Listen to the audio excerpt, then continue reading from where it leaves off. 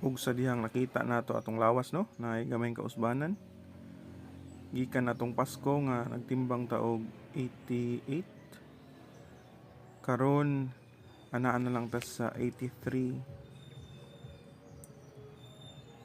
So atong paningkamutan no nga mapadayon nato ni atong goal is at least 75 kilograms in the next 6 months.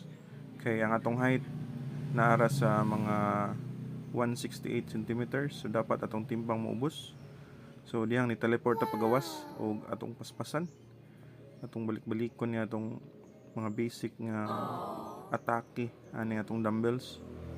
So tulo ka set ni ato lang gipaspasan para dili kayo kapoy ang magtan-aw.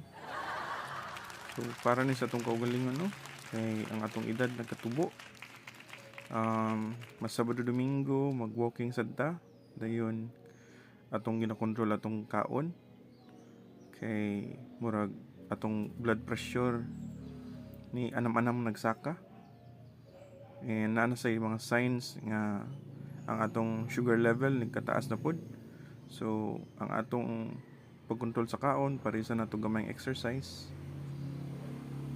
So natay duha ka set nga dumbbell no, usa ka 10 kilograms ug usa ka 5 kilograms.